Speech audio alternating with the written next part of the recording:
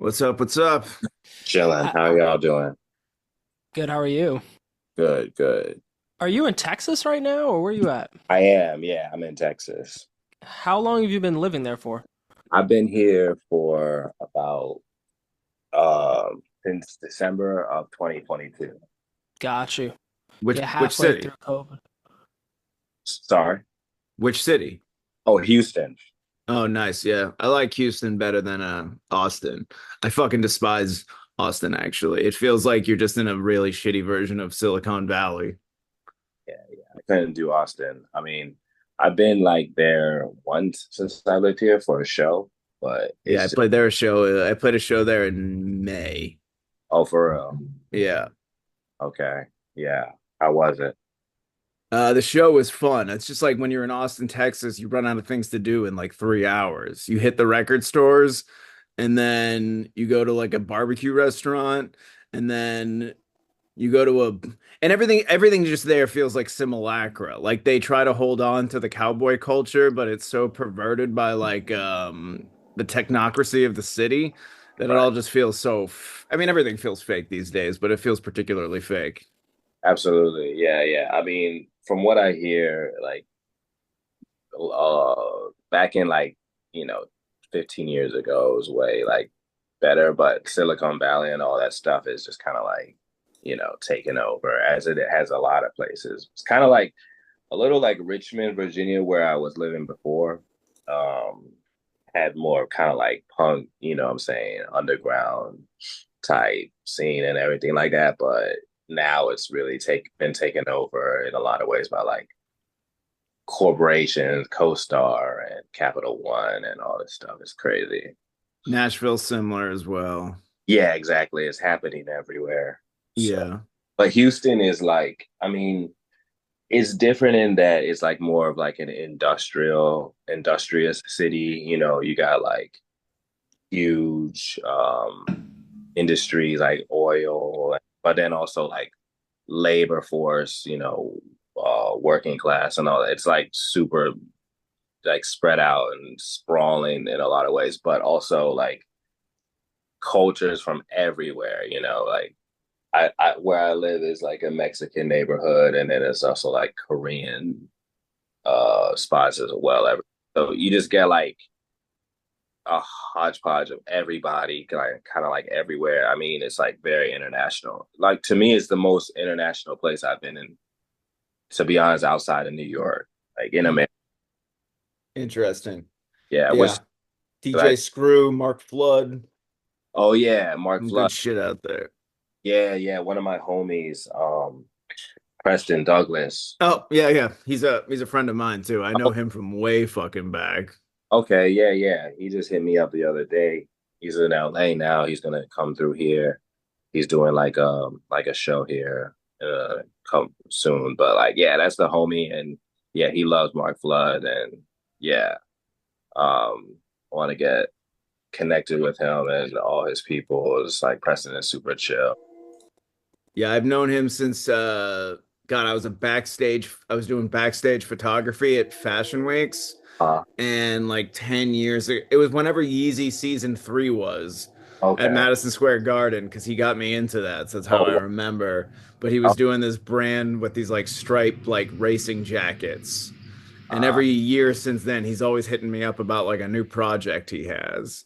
he's always on some stuff. Yeah, great. um, just to intro though, welcome back to System of Systems by Safety Propaganda. This is Adam, And Matthew. and we have a very special guest here, the multimedia artist and musician and multi-hyphenate in many, many regards, Chino Amobi, fresh off the release of kind of a swan song of a new record, Eroica. Chino, welcome to the show. Thank you very much. Appreciate it. Matt, you wanted to Oh yeah, I do a just lead in? wanted just for so the viewers can get acquainted. Like who are you? What do you do? Can you tell us about your background?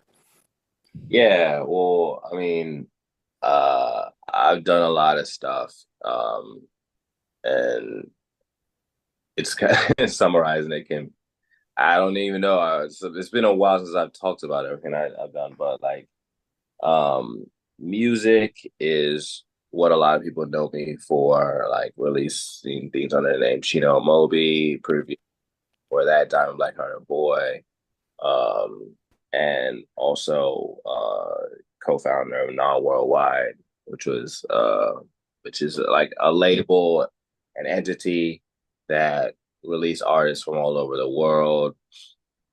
And I also am a visual artist under the same name, Chino Amobi. And I've done many different things under that hat with like directing, writing, sound design, painting, sculpture, installation, garment production, uh, wrote a novel, Eroica, as my thesis in grad school, which a great amount of the work that I've been currently making, it all comes out of that like narrative, which is like a book that I wrote that deals with like many different things, my own identity, global politics, sci-fi, speculation, fantasy, urban fiction, um, the epic narrative that comes out of many different cultural traditions.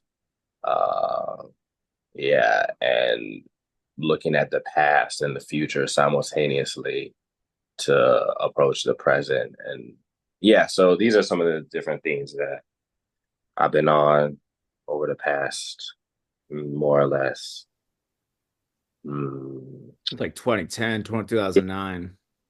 2010-ish. Yeah, yeah. Yeah. And you grew up between Virginia and Nigeria? So I was born in Alabama, actually.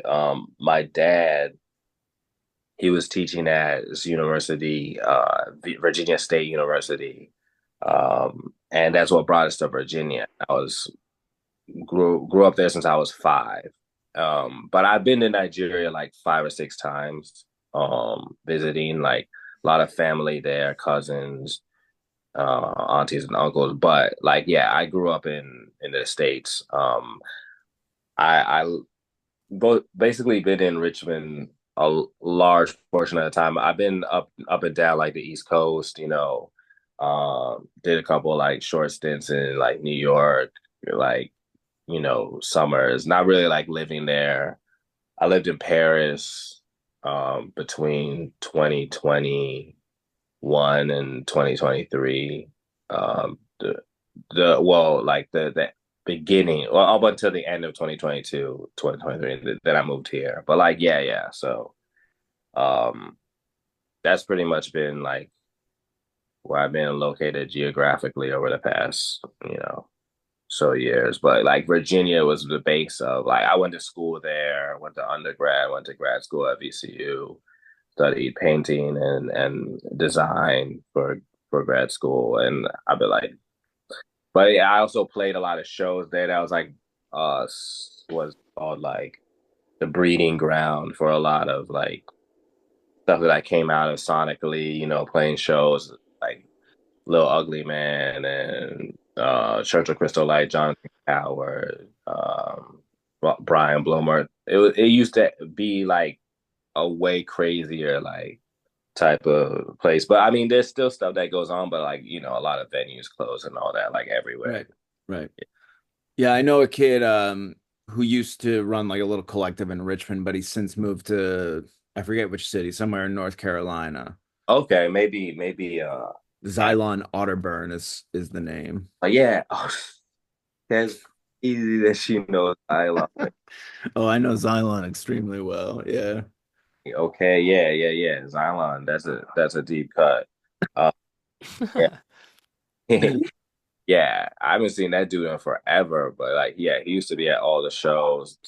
Sorry, this stupid dog. It's like, hate these like Chihuahua type dogs, but anyway, Yeah, I just saw him at the Shadowburn show, or Shadow Ring show in Shadow Ring played on a boat okay, in Red Hook. It was dope actually. Okay, yeah, he stays up there, right? Like, yeah. Yeah, he like does this like I don't know, does like a 20-hour drive and then just like goes back or something. Okay, yeah, yeah. The last time I saw him was True actually fan. this was like 2018, maybe. We did like a non like Red Bull event or something like that. And he came through for that. That was yeah, yeah, Zion. That, uh, Um, all right. So one thing that jumped out about to me about your career is all right, if we're talking about art school, like I just watched Brad Trammell did a video on art school about how it It was is really good. yeah, it was great and it was completely true how it just creates like hundreds of thousands of dollars in debt that can really never be returned yeah, or like the investment is never returned. So, but you kind of approached what I liked reading about how you did it is you almost approached the arts with a practicality in mind. absolutely. Like you went like you had a goal of being like a community college professor. You had your mindset on like how I'm going to support myself. Yeah. How the fuck did you have that foresight given I'm sure most of the fellow students were like, "Oh, I'm going to be the next Damien Hirst or whatever." Right, right. I mean, I think a couple of things was like one thing, my dad and my mom were both like educators. So, like my dad taught at Virginia State. He was like, um, and my mom, she was like a high school teacher, taught chemistry and stuff like this. So it was like this teaching had been in my family. And like I didn't really grow up knowing so much about like art world and arts. It wasn't until I got to like community college that I started to learn more about this type of thing. So that type of thinking about like art as a career or something like that wasn't really like something at the forefront of my mind. It's like I think the Nigerian in me like was thinking about these things in like a practical way of like, not so much I didn't even know who Damien Hirst was until maybe like I transferred to like a 4-year school or something like that. I was like on like, yeah, Vincent Van Gogh is cool, like this type of thing. Like or like so it's like in this type of way, yeah, practicality is something that I think has been at the ground of a lot of stuff that I worked on. I saw a video the other day. I'm blanking out on his name, but he teaches design at what's that school? It's like a school in Detroit, Elliot Earls, and he was talking about how like this idea of a lot of colleges, preach this an art school like, oh, it's really anti-capitalist, like you know, it, it's like we should not talk about money at all, which I Right. I'm saying like the commodification of everything and all this stuff is like, yeah, totally. I mean, and he was talking about the history of like, the constructivists and like Dada, like these anti Bauhaus. Bauhaus and all this stuff, which is like, yeah, the traditions of, but at the same time, like how things have gone so far and skewed away from like this talking about the relationship between like art and money. Like, and I was reading this thing about the Impressionists and like prostitution the other day and talking about like Manet and they got all these artists that were making art about like prostitutes, you know what I'm saying? And it's like this idea of Lautrec, Toulouse-Lautrec, yeah. like in like art in a way it's like in Baudelaire talking about like art as prostitution and like a lot of people like veer away from this but they're like yeah like no no no but sex work is good. I'm like yeah sex work is good so that's why like art is like work. To me, it's just kind of it's a way of controlling people at the same time, like filling their head up with an essentially false value system of the less tethered you are to the finance system is like the more pure you are. But at the same time, I've been rich and I've been poor, and I can fucking tell you being rich is 1,000 times better. You know what I'm saying? Like, it's not fair to tell an 18 to 22-year-old that there's no such thing as the reality of the economy you're about to inherit, you know? So many, like, god damn, I would assume something like over 90% of MFAs in the world right now are completely broke or like completely in fucking debt. Yeah, yeah, no, it's a disservice because it's like, all these ideals that are talked about in like, critical theory and like, Adorno and stuff like that. Okay, like, but at the same time, it's like, yo, nobody wants to be destitute. Like, this shit is not cute, man. Like, what I'm It's saying? not. So, creating tools or at least, bringing a sort of reality of the world to people, what I'm saying, in these situations. I mean, I know that's why a lot of people have to teach, because it's like a way of trying to, pay bills and they don't even talk about that. Like that's not even anything that's really in the conversation a lot, but it's like implied, what I'm saying, in a sort of way. But it's like if you're trying to make a living, there's certain strategies that I think can be expanded upon. And I think now you're seeing certain things pop up where like people are like, okay, what are some of the solutions or some of the things that we can try out? And a lot of these things don't even come from school, so a lot of these are from YouTube videos or just like, Totally, totally. I mean, my dad wouldn't let me go to art school because he said there's like he's like you can be I had the artistic drive or whatever, but he's just like, I'm not paying for art school. You got to get something that you get a job on. So that yeah. ended up me with a photojournalism degree and then a creative writing master's. But it was funny because both those degrees are still equally as useless in today's economy. So I might as well have just squandered the six figures at an art school or whatever. No, I know. It's like it could go either way. And just universities in general, it's like there's a lot of degrees that can just be whatever. Like, you can get an art history degree and never practice art history, or you can get an art history degree and start curating shows at like, the Asian Society. I don't know. It's like it could go either way. It's like I think there's different ways of like flexing out like for example, like in grad school, I really tried to utilize the situation and the time that I had. I was like, okay, I'm not just going here on some willy nilly. Like, I'm going to write this thing. I'm going to do as much research as I can and write this novel and like use this novel as a toolbox, as an architecture to create everything that I've created out of it that I've been able to use in practical ways. Um, in my life, but also in ways that speak to like where I'm at, like creatively, emotionally, spiritually, all these things. I I really don't take my time on any situation or give my time to any situation like that I'm putting money into. I try not to like do it in a way that is like wasteful. It's not like all right. Obviously, I've done things in the past where I'm like I shouldn't. I wasted my time with that, but I go in with the intention of like I'm trying to get it out what I get, like or a residency. When I was doing it, a residency in Paris, I'm like, bro, I'm not here to just like you know mess around. Like I'm gonna utilize this, and I focused and did everything I could, and I did a show out of that, which also opened up other things, and also was like in my mind a great show. So it's like I think this is this goes back to the Nigerian thing. It's like Nigerian is like, yo, I'm not here just to like dick around, you know what I'm saying? But immigrants in general a lot of times have this type of hustle too, you know what I'm saying? Yeah. Yeah, yeah, Yeah. yeah. My wife is Burmese and my mother-in-law, it was also interesting like her mother-in-law really stressed my mother-in-law really stressed assimilation, so Michelle doesn't know any Same. Burmese. I know you had a yeah.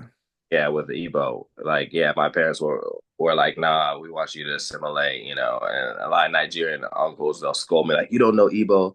But at the same time, I'm like, yeah, like I'm glad that in a sort of ways that I'm like just like this mongrel. I don't know, like I don't yeah, I'm American, It's like Exactly.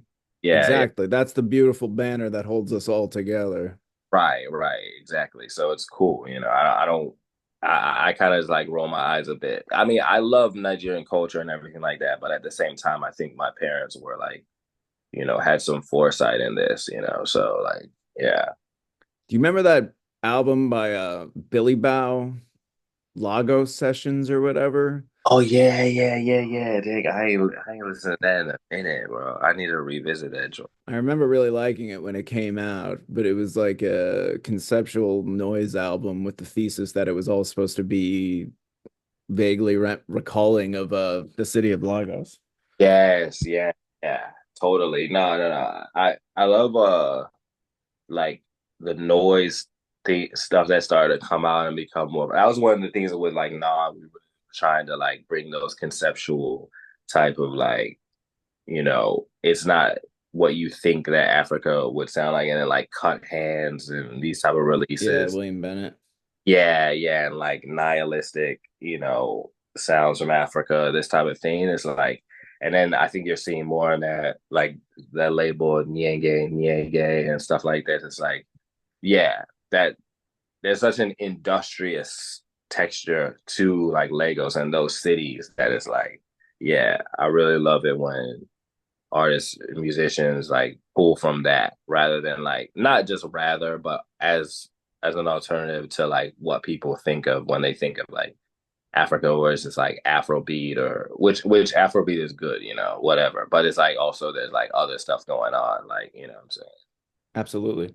Um, when okay, so when you stopped using the recording name Diamond Hearted Black Boy, were you actively trying to dissociate from hyperwave and all this and all that such of the yeah, hype, what did we call it again? Vaporwave.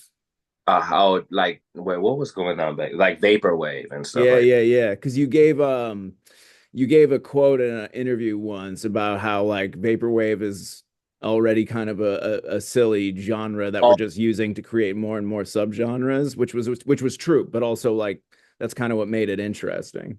Okay, I think I was talking about C punk at that Oh, time, C-Punk, my bad. which My was bad. it all like coalesces into like 2013 Tumblr aesthetic. You know what I'm saying? Yeah, yeah.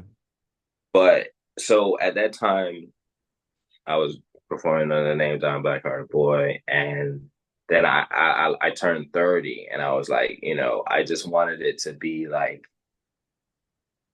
there's no division between my identity as a musician and my identity as like a visual artist. I like my goal continuously has been like to you know so that these things are not siloed or bifurcated. I want it to be like a holistic, like when you see me perform as a musician or you see me write or you see me conversate with me, whatever, it's all integrated into myself as Chino Amobi. And yeah, the slime punk that was like a thing that I started with a couple of homies, and we were on that super heavy as like a splintering. It was funny, like C punk at that moment, it started to become like slime punk, and then you started to see all these different things, earth punk and like solar punk. It was just a very much like terminal online, like, and then like post C punk, So yeah, I think my whole thing was always about like not trying to be like identifiable in a way or be like pinned down to this genre. So that I think was part of it in a way, because people were like my name popping up with some of this stuff, and I was like, nah, like slide punk, whatever, like what I'm saying. Yeah, yeah, yeah. Creating the genre name makes codification even more slippery. Like Exactly. slime punk, the fuck is slime punk? But the look is slide punk, exactly. So that was a big part of that. But it was funny back then. It was just like everything was so open.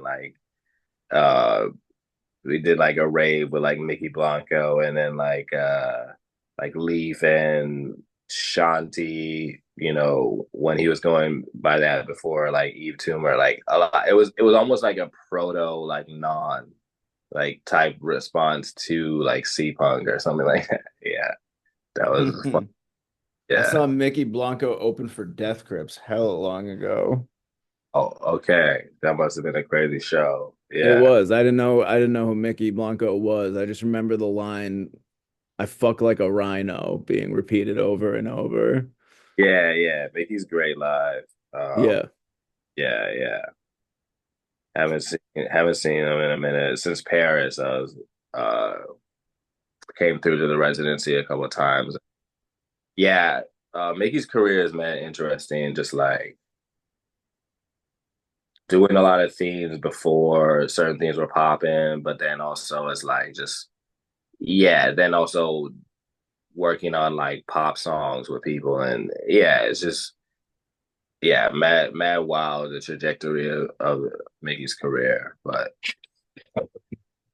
yeah, Uh The Wire I read once compared you to Hieronymus Bosch and Dante, which is interesting. How did that make you feel? no, no, for real. Like when Nina Powell wrote that, like Oh, that that was was Nina? yeah, and that was Oh the first shit. time I came across her, and I was like, yo, that's exactly what I was trying to do with parody. So Hieronymus Bosch, the imagery is like it's a whole universe. It's like a mandala in the image, but it's like also very intimate, and in scale and also the details. Like it's like hell was like in hell you can see every single detail, and that's really what I was trying to get at with like Paradiso. Like I was thinking about it today, um, or over the past week. I've been thinking about this Paradiso in relation to this new album. Like Paradiso is very like the inside looking out, and it's like very much about the world Perception. showing the internal externally. But I think this new album is like in a lot of ways the inverse of that. So it's more of like an external internalized. But yeah, Paradiso was very much like dealing with everything that was happening in the world at that time, and there's still that a lot of that in the new album, but like I definitely it was a more like I was thinking about it like as a hyper object, like as a city that was like in like everywhere all the time. You know what I'm saying? It wasn't every it's like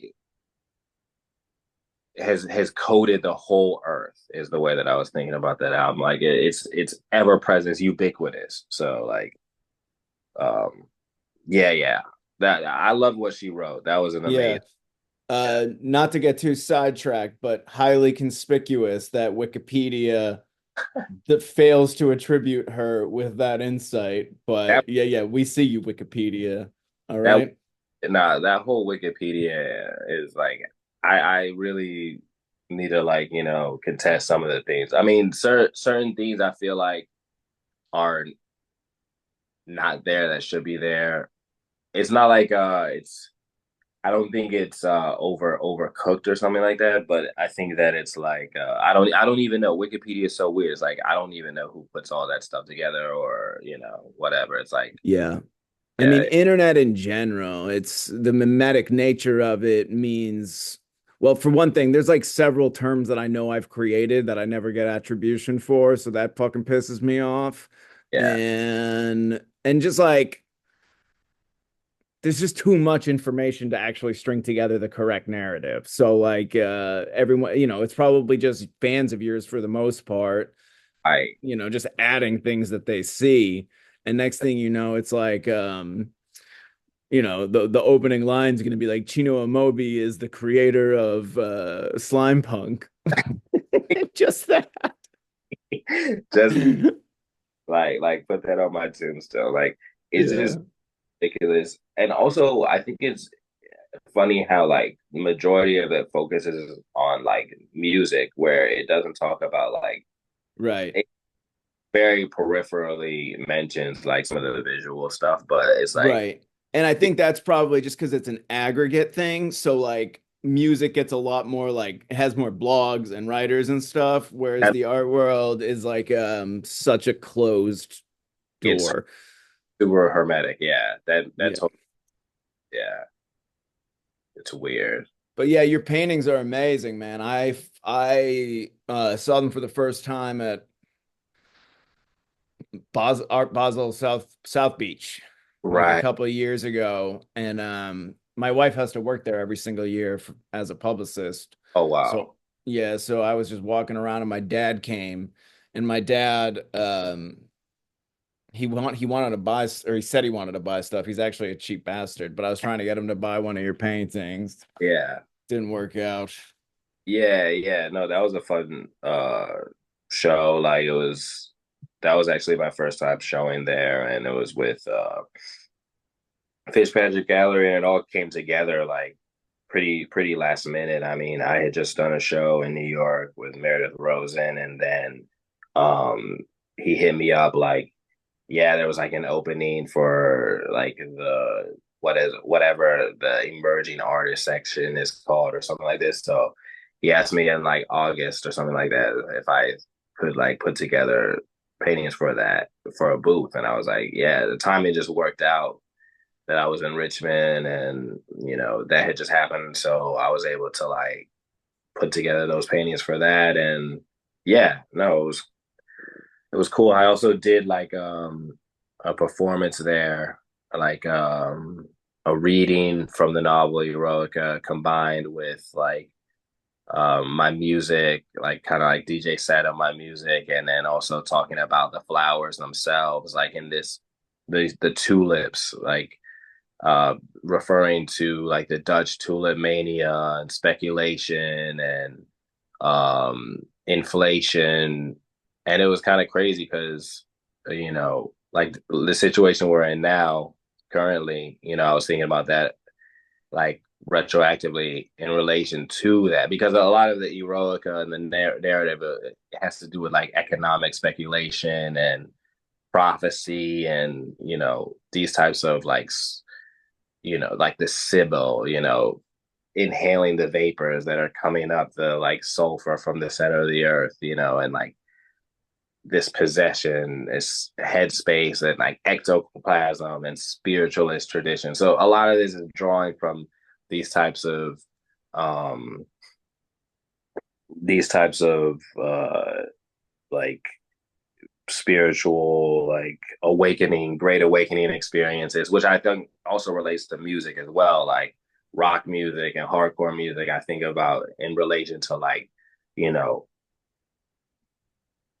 when you're in like a ritual, experience, psychedelic experience, all these things that take over you and get exercised into the medium. So it's like, yeah, back to the tulips though. So it's like those paintings from that booth were dealing with that in a lot of ways, but also, thinking about how I interject myself into like art history as well with Yeah. like, the older tradition and then like the newer mediums and uh yeah, and like Well, they really stood out too, just because so much of art fairs now is like young painters like making like symbolist figurative paintings of like ghouls and goblins and such.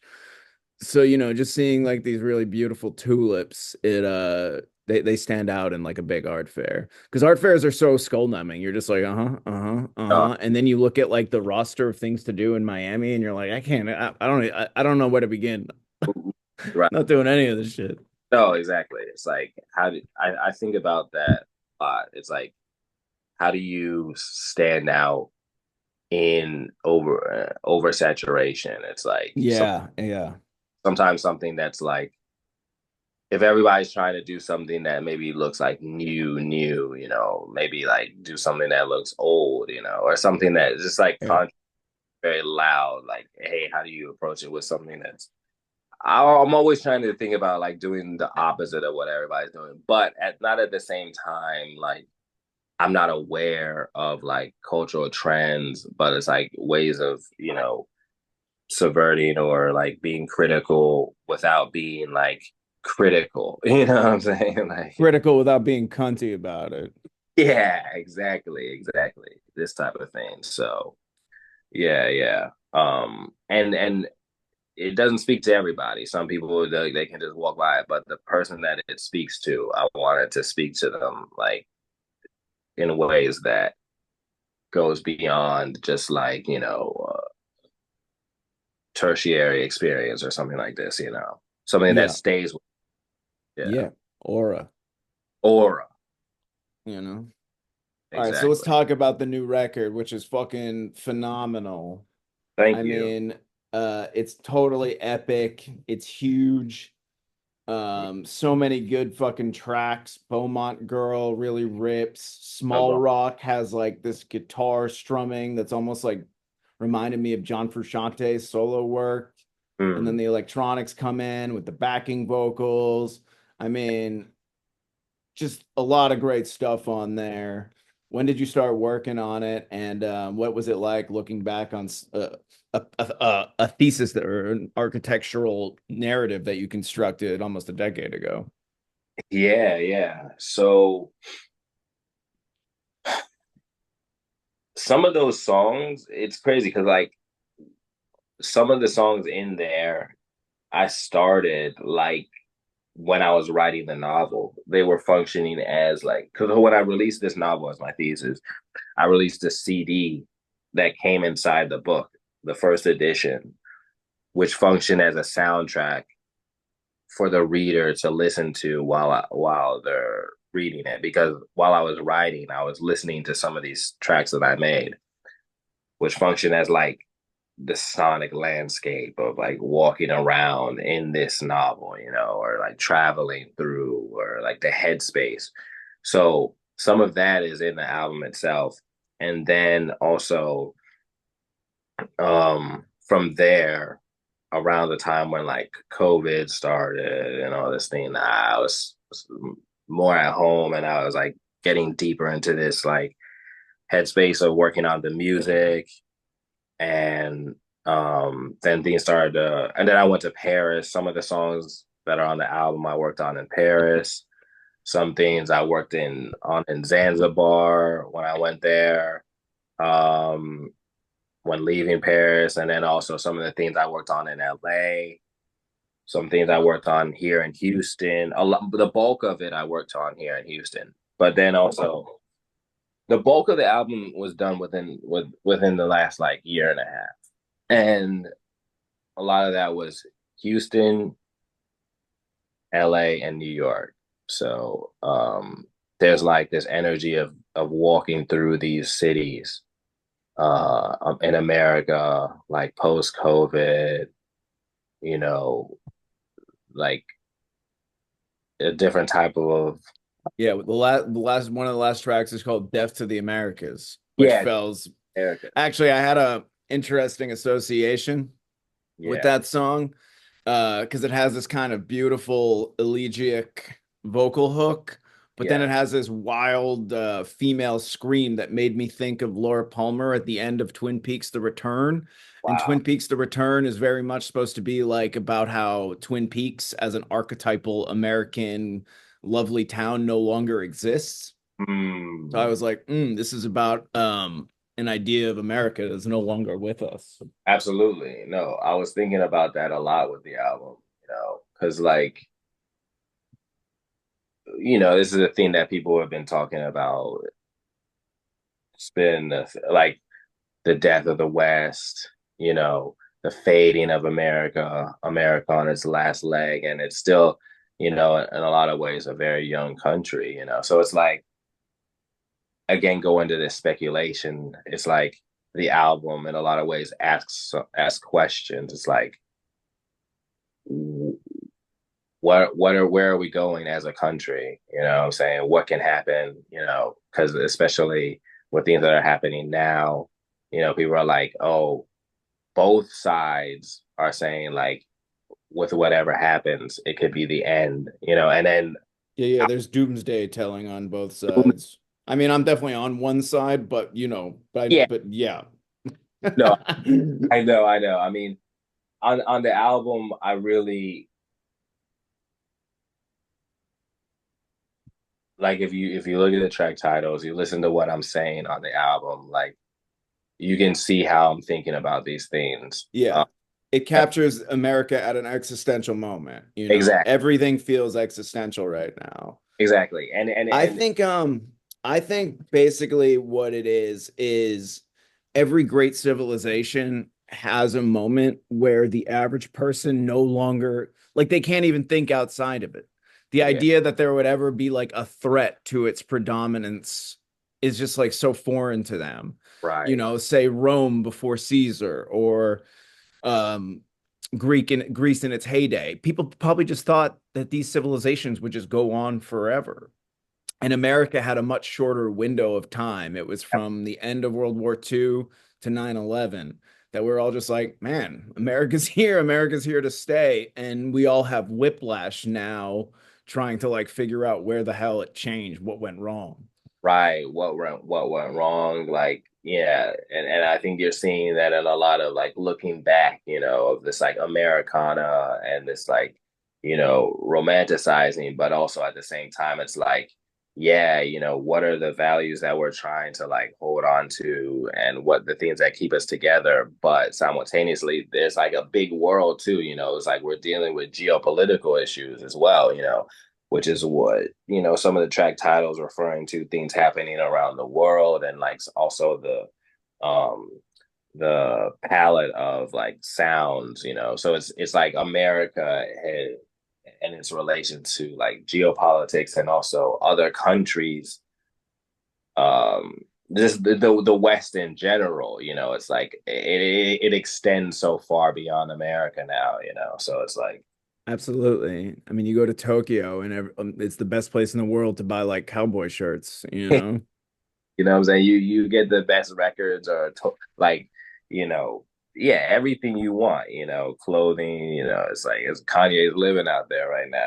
It's like I know. That song he dropped on Instagram sounds fucking amazing. yeah, yeah, yeah. We'll see how the album turns out, It's like thinking about everything going on right now musically and yeah, so I just with the album I was thinking a lot about those things. It's like existential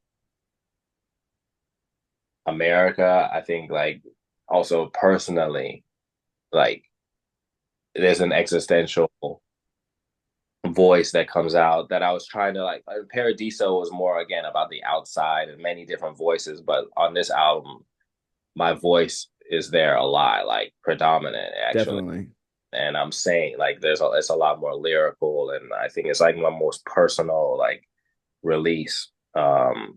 In a lot of ways. And so, yeah, I really it's about speaking. The voice has always been something that I come back to across all mediums, but like yeah, this like my voice is very much like something that I wanted to exercise uh as like a soundtrack for my life for the past like 4 years. Like my dad, he passed away in like 2020. It wasn't Sorry COVID. to hear. Thank you. Yeah, but it was cancer and it happened really sudden.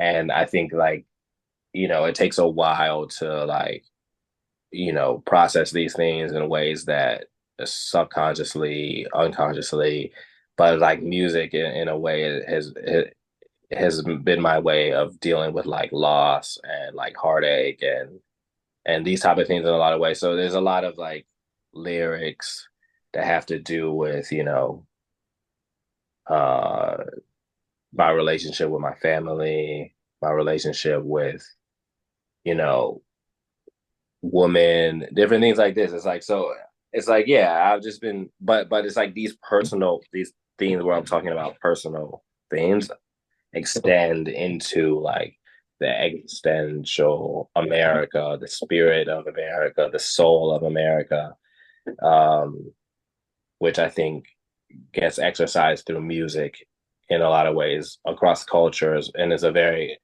American tradition of that, through like blues, country, folk.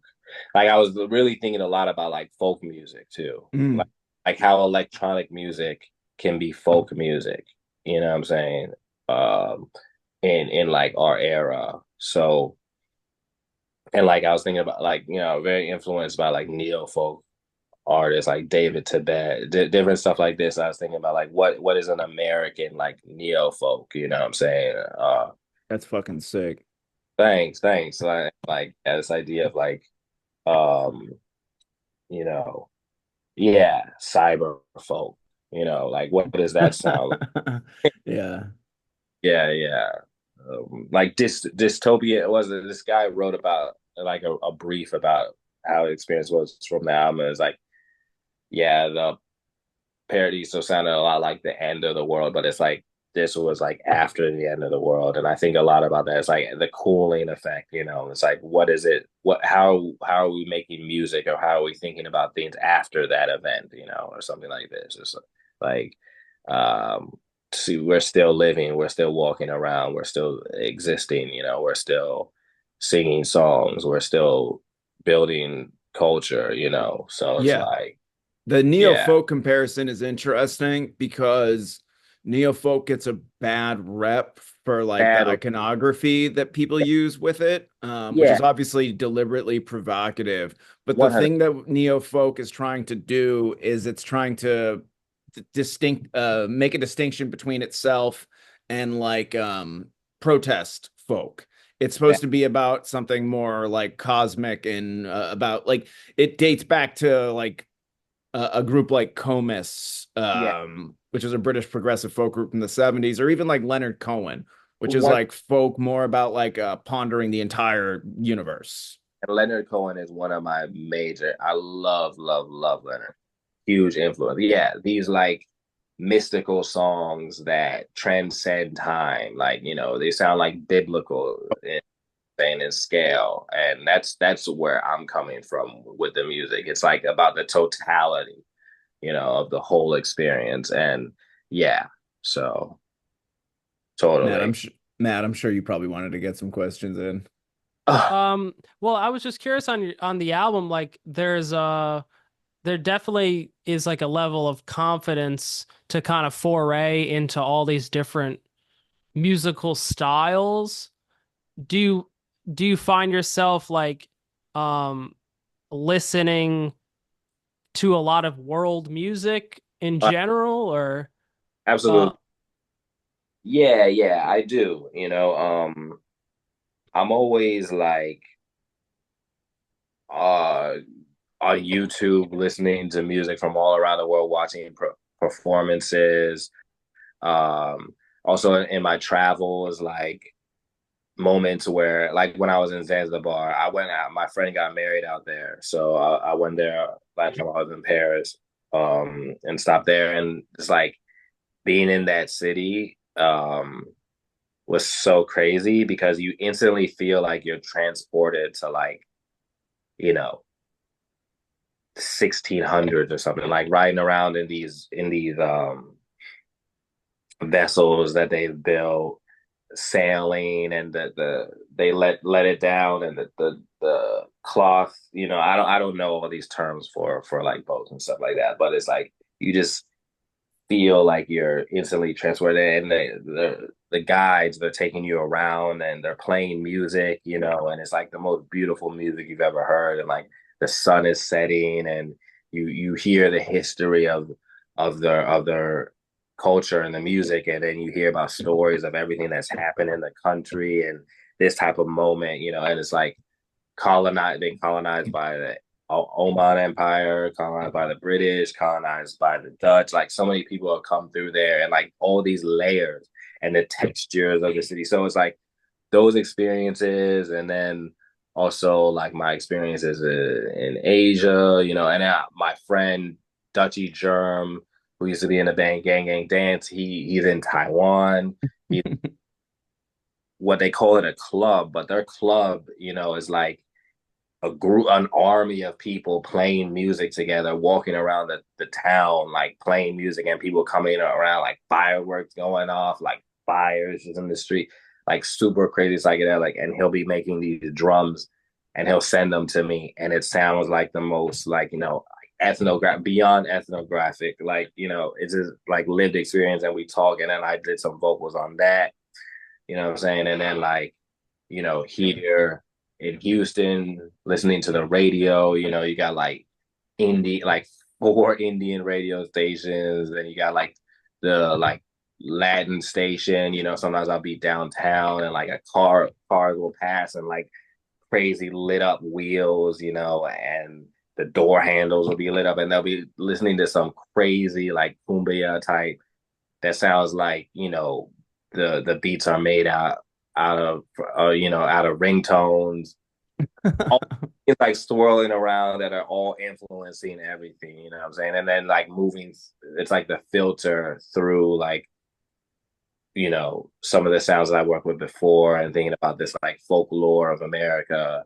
Yeah, mixed with everything in the world. So yeah, the world music is like stuff that I seek out actively, but then also things that I experience in life. Yeah, I mean, Americans are very like American centric with their music taste. Yeah. But and obviously in the world that's becoming more globalized, it's interesting because the sounds are becoming more homogenized at the same time. So it's like it's really good to like reach out and still find stuff that has like a particular culture attached to it. Like, I Because mean, because we all know that sounds are influenced by experiences and like the environment that you're from, you know?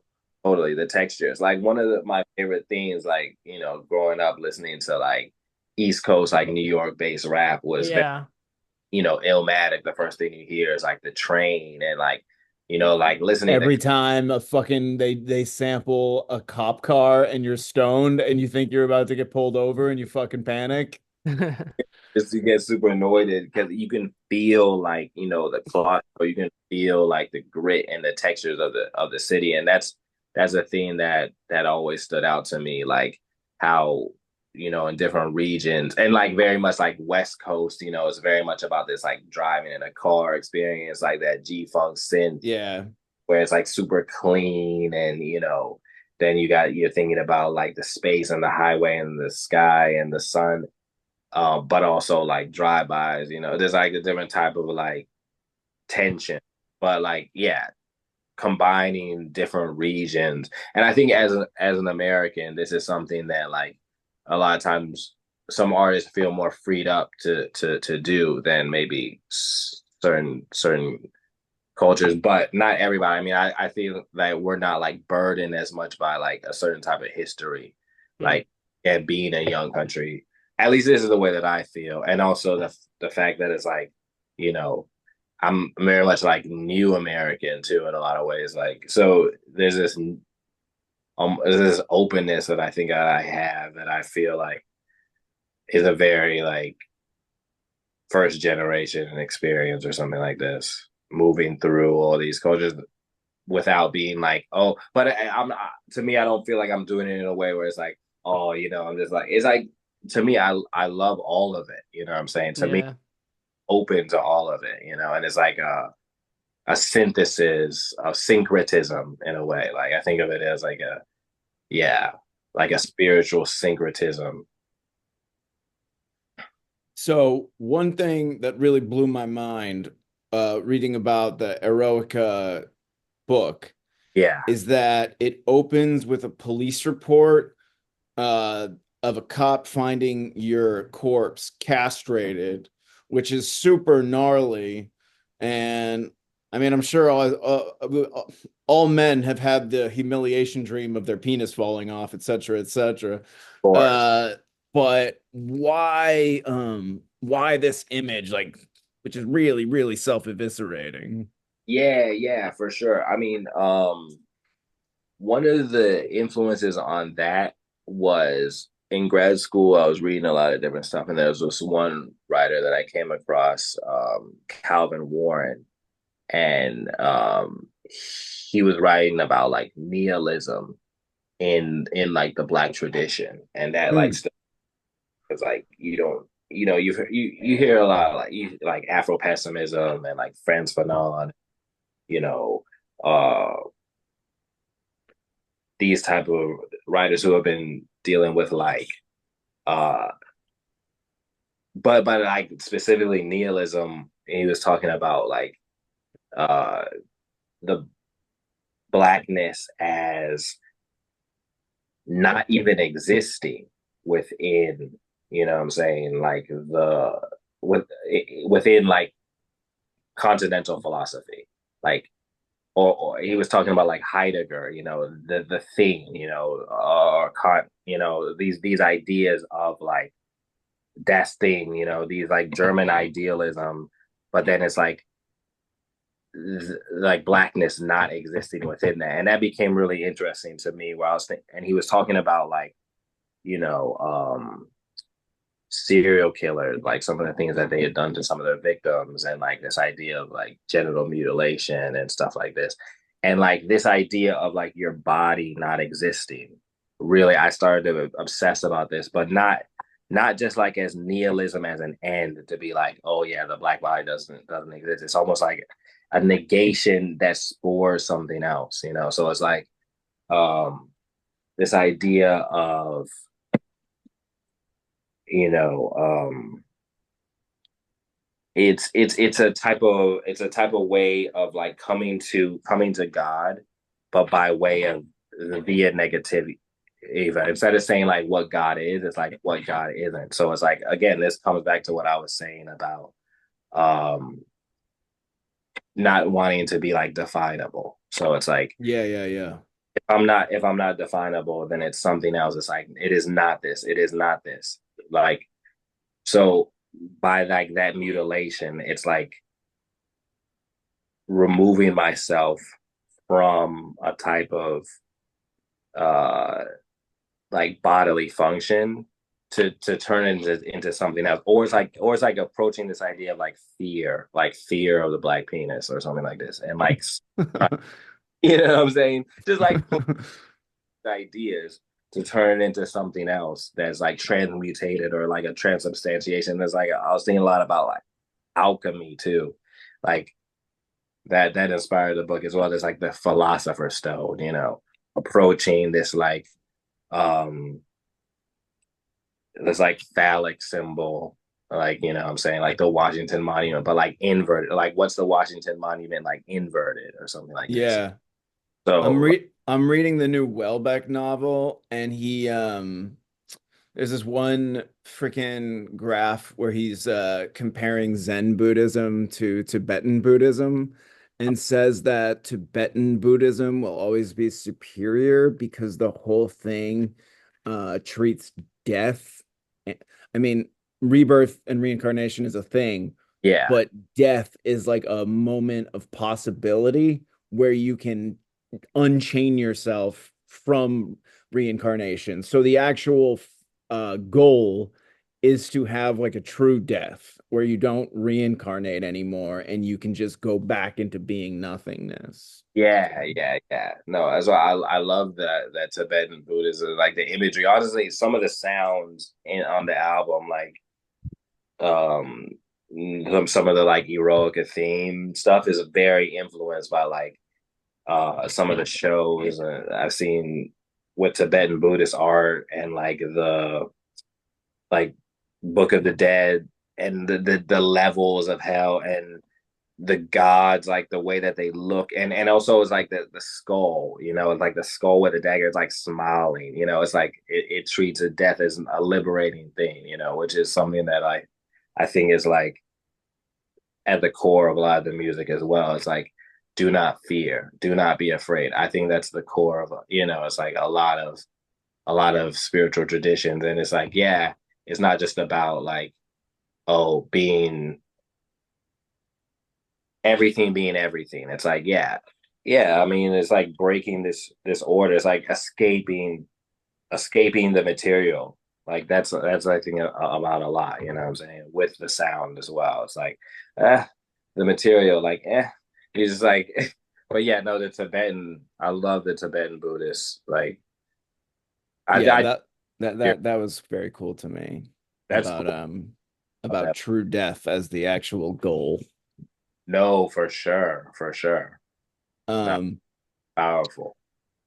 in the interview book you did with this guy Jan Vorsak, Oh yeah, yawn. Yeah, yeah. he I thought it was a pretty narrow reading of your work. He says you create a space to call things out. which seems completely not what you're trying to do at all. So how do you navigate when critics try to ascribe impart their own belief system onto what you do? Yeah, yeah. That's a good one. 'Cause like it's always been hard for me to sort of be like, yeah, this person represents me or this gallery, like, or because honestly, no one can represent what I'm doing better than myself. You know what Right. I'm saying? There's always a limitation in everything that I read or those type of interviews. I think that got wrapped up maybe in like what I was doing with non, Yeah. where and around that time period, it was very much like, but that was not the goal of what we were trying to do or what I was trying to do. That's never been the goal. Eh, if anything, it's more about like iconoclasm. You know what I'm saying? It's not about calling out. That's not at the core or what like moves me to make anything to call out. You know what I'm saying? It's like so.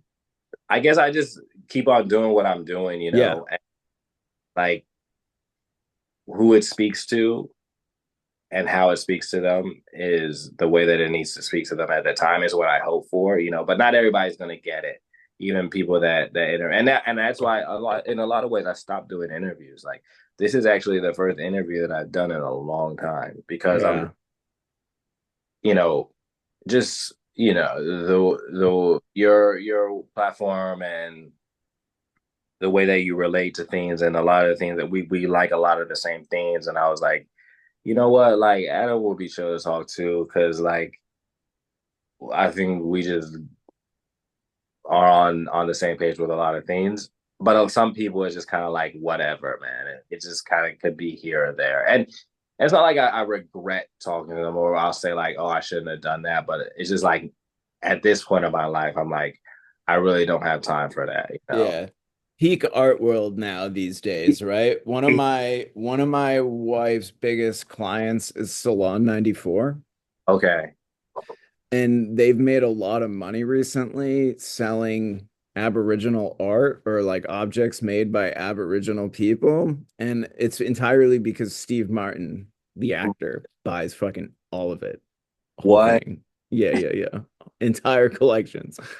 brand? And just to show support for her, I went up to one of these openings and it was weird, dude. It was like, the richest Manhattan elite because like Jeannie Greenberg, owner of Salon 94, her husband is like a hedge fund bajillionaire. So their collector base is just like the super moneyed elite of New York. Yeah. And there's like three Aboriginal people in the center of the gallery, like doing a little musical performance, and then just these like wildly rich people like sipping on champagne and staring. I'm just like, It's come on, you or no, know?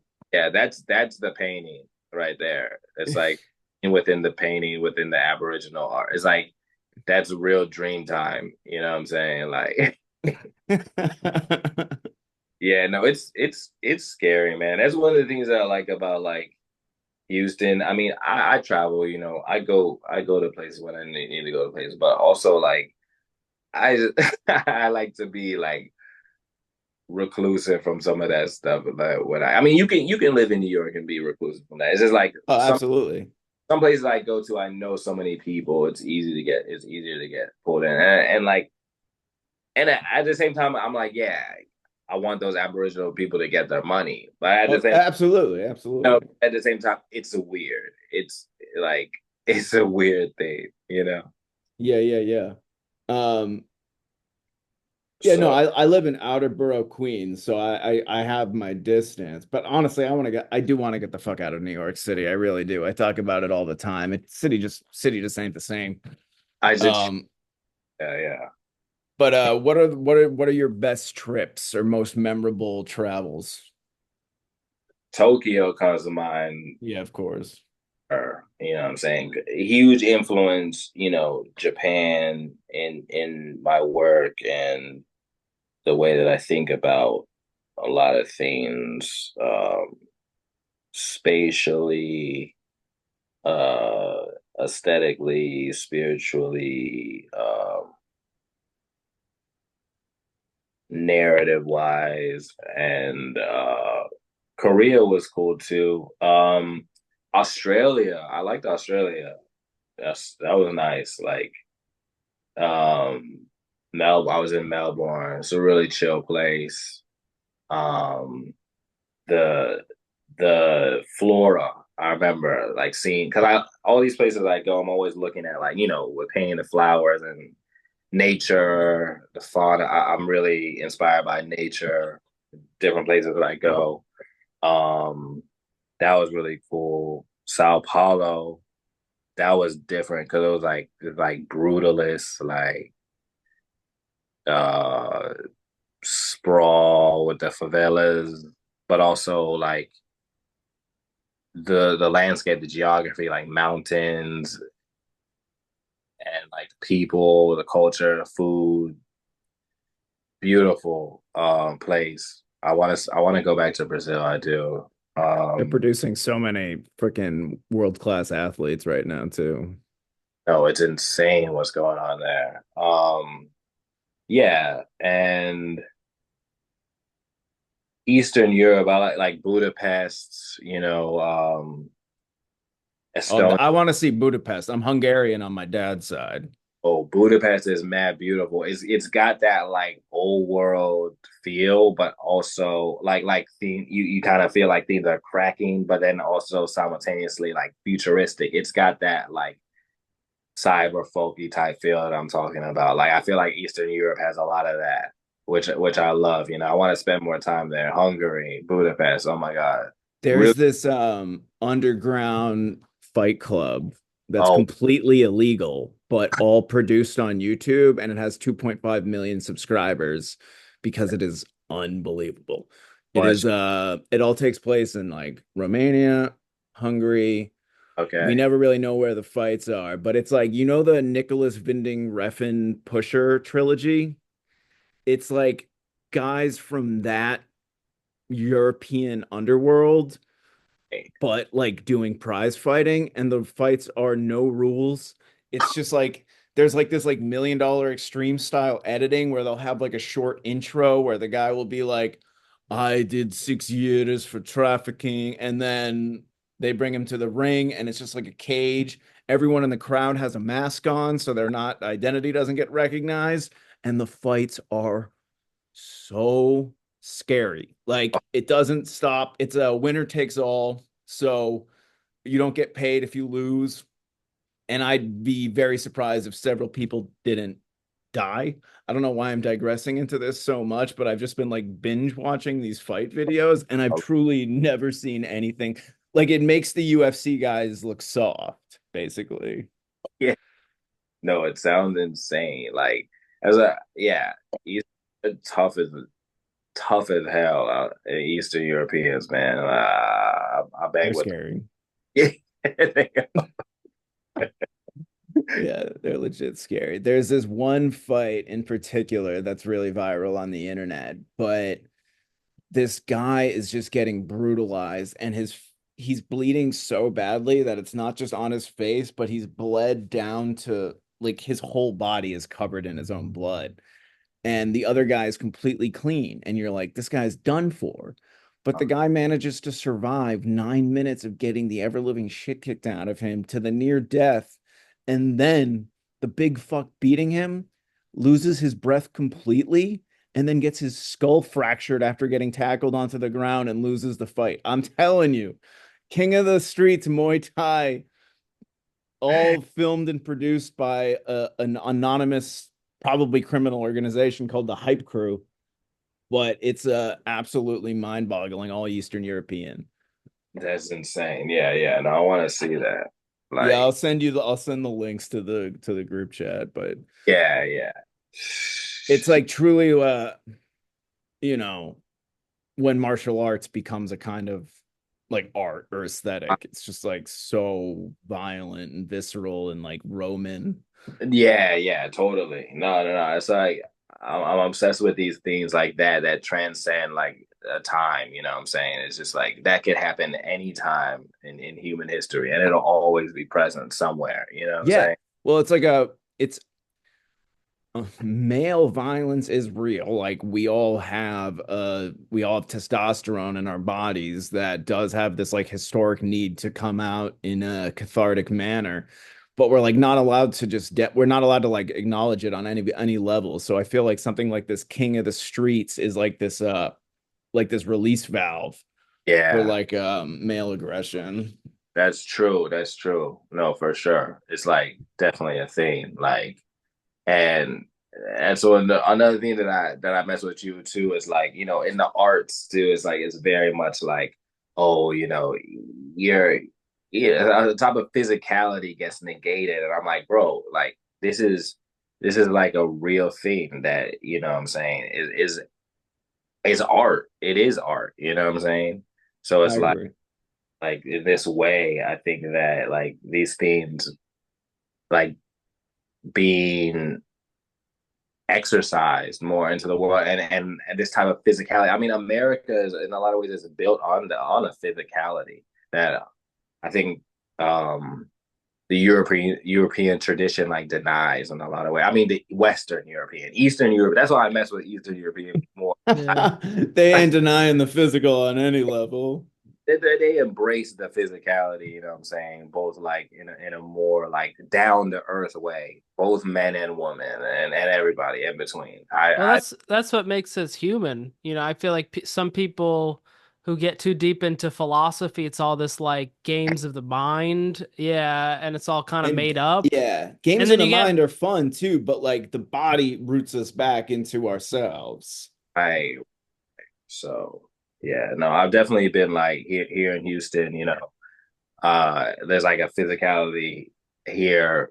There's an earthiness that I really appreciate, both in the land and the people and the food and the culture. Like there's an earthiness that brings it down to where it's.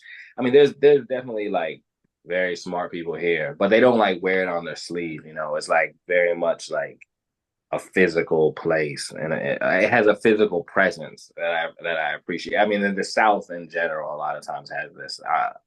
Um, where themes are not like over intellectualized, but at the same time, it's not like there there's stupid people everywhere. Don't get me wrong, but Of course. like like there's a type of like ruggedness that you just have to respect. Like, Absolutely. There's this Swiss writer, poet, artist from the early 20th century named Arthur Cravan. uh, He went professional. He got sick of art and he became a professional boxer. Actually, I always think about him. He was pretty cool. that He drowned apparently oh in wow, 1918 in Mexico. oh wow, man, no, like boxing is like to me.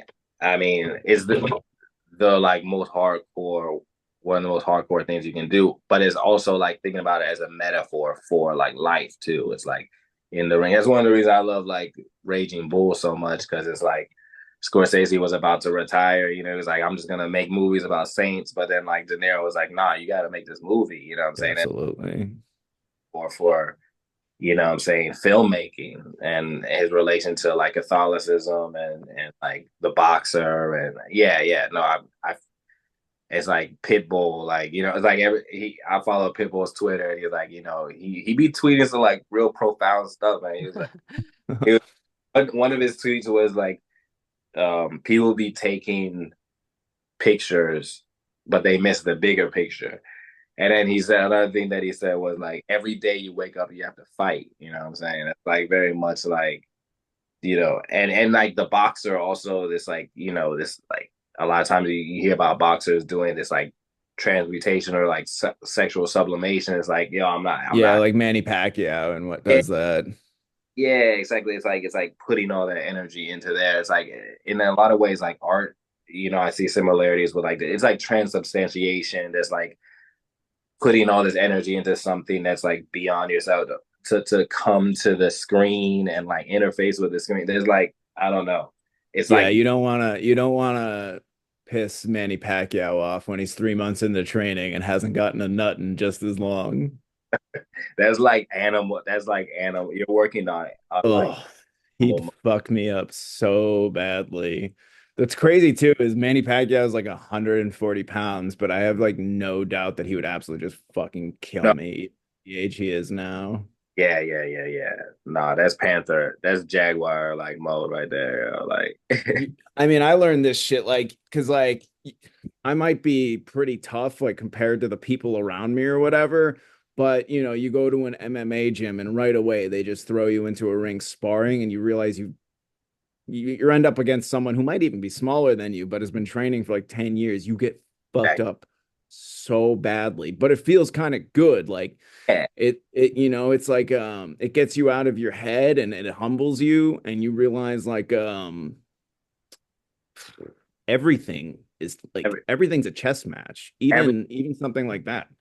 no, 100%. Yeah, it's healthy. Like, you know what I'm saying? And also it's like it's communal too in a way. It's like yeah, it's like that's how we're meant to live. Like this type of interaction. I think in a lot of ways, yeah, as we were saying, like culture, his guy, especially like academic and all this stuff is like, oh, these ideas. And I love ideas. I love theory, you know what I'm saying? And I love all these, but at the same time, not at the expense of like the body. I mean, that's what philosophy has been about, like for the past how long? Like the mind body split, it's like how but it's I feel like a lot of the people that complain about that are the people perpetuating it or something like that. I don't know. You know what I'm saying?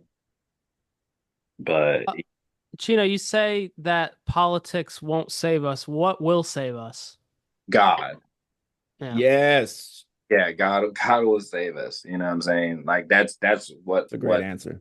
So it's like politics will save us. Only God will save us. Is what I say in it. And it's not. And that's not saying that I don't have, certain ways that I think about things or like, hey, this makes more sense to me. But ultimately, what transcends that to me is God, and that's the theme you that is in us all. You know what I'm saying?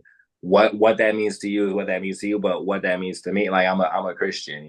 It's like who I am, and so that's what I'm coming at with in that statement, and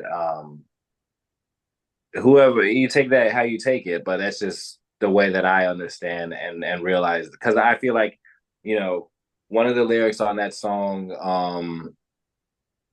not it's the song uh stay in the hole, and I say like they try to divide us, you know what I'm saying, and like that is a major thing, like the division. And I think that like okay, somebody could say like, yeah, but religion also divides us as well. But like, if you at the core of it, there's something that's in us all that like you look at the life of Jesus, you know what I'm saying, and like he wasn't about that. He wasn't about that, you know what I'm saying, and like I think that that's more what I'm getting at in a lot of the music as well. You know what I'm saying? This like the reality of what unites us and what tells us like not to be at odds with each other, you know what I'm saying? But at the same time, I still think that things are going to happen. I know that we live in the real world and I'm not on some like kumbaya, like, oh, let's all, but I at the hear same you. that there's certain things that transcend um The certain, now.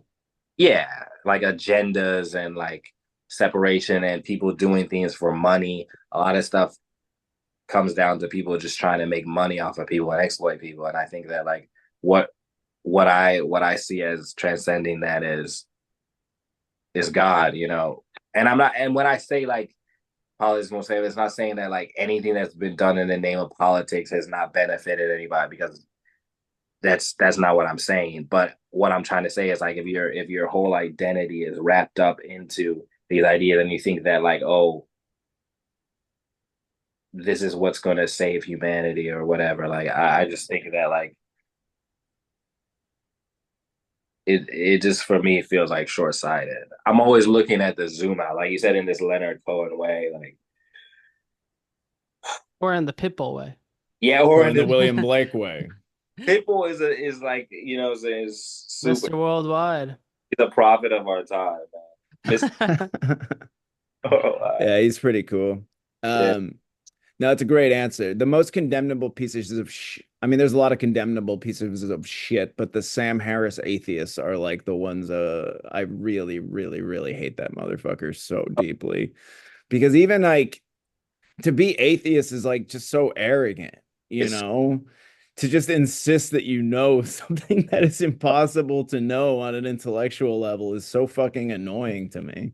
Yeah, yeah, yeah. It's always a real specific type saying this type of things, and I'm like, bro, okay, if you are coming at it like that, then like, what I'm saying, then I think a lot of people that say this type of thing are people that have never like needed it or something like this, or seen like the value in it. But then also at the same time, though, it's like if you say it like that, then like basically what you're saying is like Jeffrey Dahmer is like eating people. Like, okay, like let's all be cool with that. I don't know. I just think that like, yo, you're like entitled as hell to say certain things like that. I don't know. Well, I mean, their yeah. defense would be like, well, we don't know what the if there is a God or not. We just know that all these religions are contradicting each other, et cetera, et cetera. But I think especially this like 20th or 21st century type atheist, it's like they've bought into a kind of meme of religion in the world that doesn't really exist. They Yeah, have the they think godly people are like talking to a man with a white beard upstairs, you Yeah, know?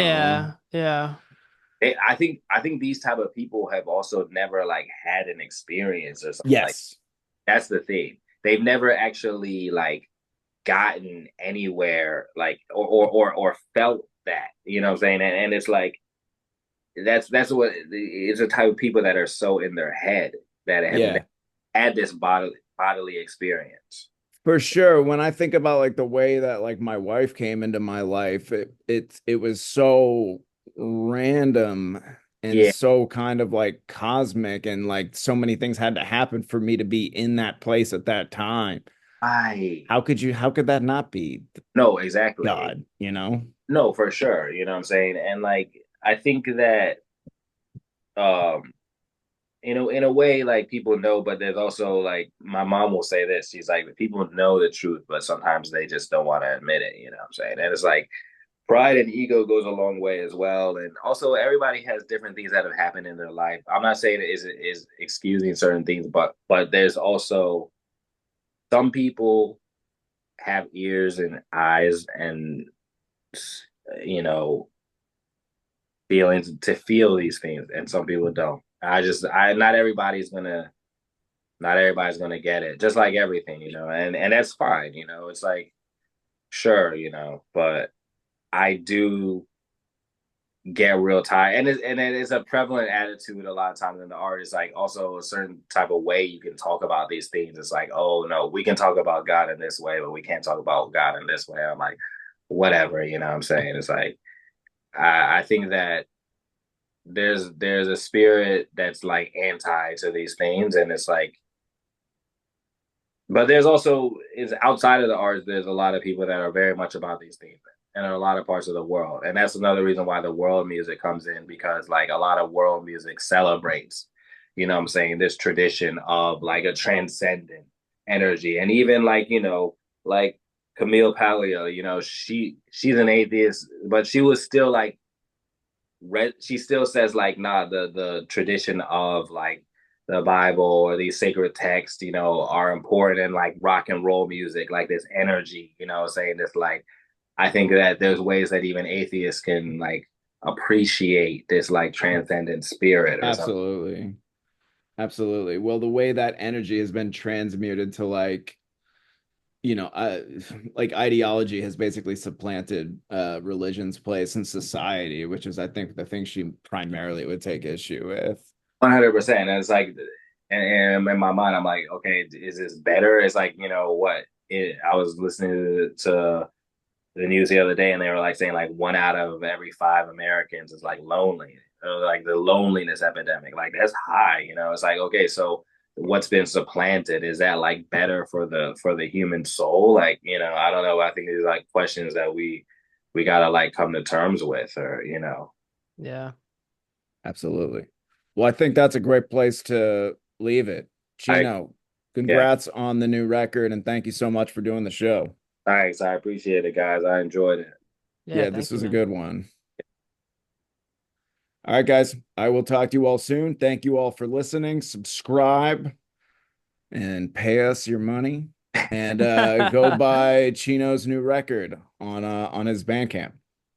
Thanks, y'all. All right, man. Talk to you later. See ya. See ya.